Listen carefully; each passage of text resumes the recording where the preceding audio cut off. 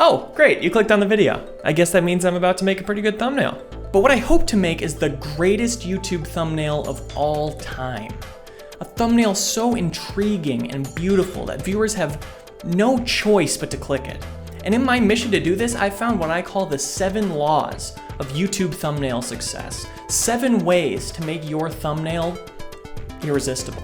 First law, big dumb face. This one is a home run for any YouTube thumbnail, but especially gaming videos. It works because for socio-evolutionary reasons, human beings recognize faces quicker than almost anything else. You see a face and your caveman brain immediately registers, oh, another human being. And then when you see their mouth and their eyes are all weird, it registers, oh, it's a funny human being. Second law, pointing. Pointing is achieved in many ways. You could have a red arrow, a red circle. The subject of the thumbnail could even be pointing with their finger.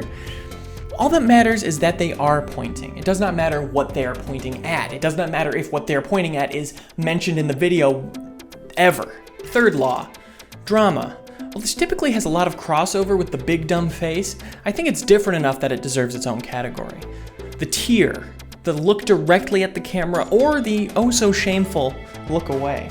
It all works. What matters is that it looks like one of YouTube's automatically generated screen grabs from the video, but what the YouTuber actually has to do is order the frames individually by most sympathetic. To make it easier on myself later, I'm just gonna do my sympathy frame right now.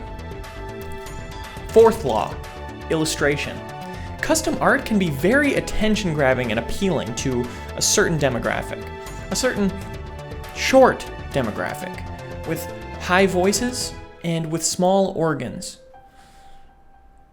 That's right, I'm talking about kids. If you're targeting the kid demo, a cartoony illustration can be an easy way in. Though of course it does require contracting out an artist or just having talent yourself, but if we had talent, we wouldn't be making clickbait thumbnails on YouTube, would we? Fifth law, text. Specifically, words. This could be a relatively classy way to goose up your thumbnail. It can add a lot of production value and intrigue and increase viewer expectations going in. Or you can use it to just dumb the whole thing way down. Text is like very hit or miss on whether text helps or whether text hinders something. It has to be a word that is so like oops. Oops is a great word for thumbnails. Oops is great. Sixth law, rich and famous person. If the video you're making has a rich and famous person in it, congrats, you've made a good thumbnail. All you need to worry about now is having them play some improv game based on impressions they're good at, or have them tell a story about the time they embarrassed themselves in front of a different rich and famous person. Seventh law, sex appeal. Now this is a dangerous line to ride because overtly sexual thumbnails don't really get picked up by the algorithm because they're not suitable for advertisers. Obviously that's not a huge deal because a big portion of your viewers will be searching it out by name. Boob. You know, 2 boobs. Many creators will combine several of these laws to make the most effective thumbnail. The drama with text, the cartoon with pointing, the big celebrity face. But my goal is to combine every single one of these laws into one cohesive thumbnail. It's not cluttered, it's all one work. And it's the most clickable YouTube thumbnail in human history. And I want the thumbnail to be relevant to the content of the video, but that is not a necessity, and I will drop that the second it becomes difficult for me. Well, I'm all out of talking. It's time for doing. Doing a thumbnail. Let's begin. So step 1, which ones can we combine? We need basically a foreground object and a background object, and maybe some filler stuff. So I think foreground, we can go big face, and celebrity face, and drama face can definitely all be in one. What should the background even be? Can we get anything in the background? Any of these laws in the background? Background cartoon? Maybe they're in a cartoon world. I think that's what I need to do. Obviously, arrow, circle. Could the text be sexual in some way?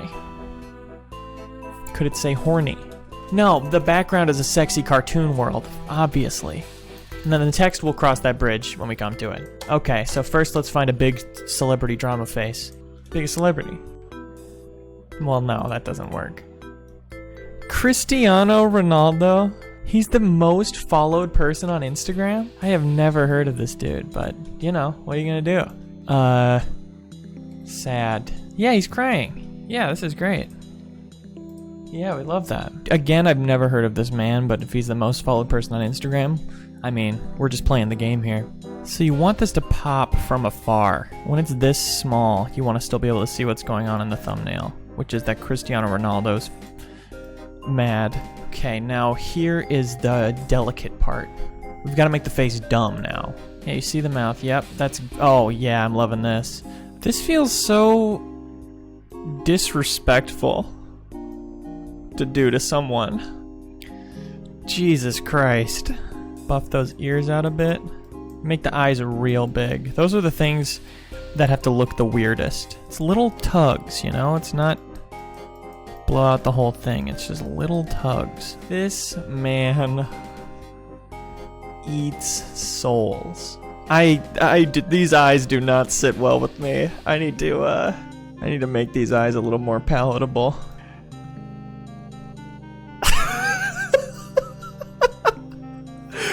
All right, check it off the list. We got our foreground object. And now we need a sexy cartoon world. Oh my lord. This doesn't seem focused on the world whatsoever. I think my problem is I don't know what I want when I search this. I am hoping for the internet to solve this part of it for me. What would be a sexy cartoon world? Like a cartoon beach? With some people in swimsuits on it? Cristiano, you're home. You need to add a blur to the background. That's your thumbnail 101. And the reason you do that is because I will be attracted more to the image if it thinks that it was taken with a real lens. Big face, check. We need pointing. So we want to act like there's something going on in the background. I like what that's doing for it. Now all that's left is the text. This is what's going to make or break the thumbnail. And if you clicked on this video, you know what it says, but I don't know what it says right now. I kind of want to go with oops. Fail alert. They're coming for your guns.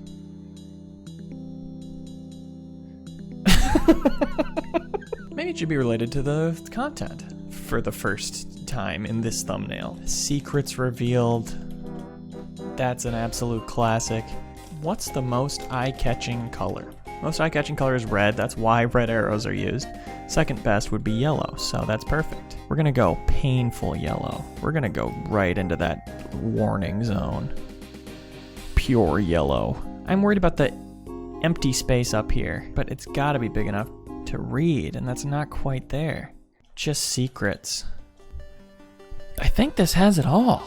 I mean, cut and print, right? That's the thumbnail. This, I've done it. This will be my work that outlasts me. This will be what I leave behind. Wow. I've done a good thing today.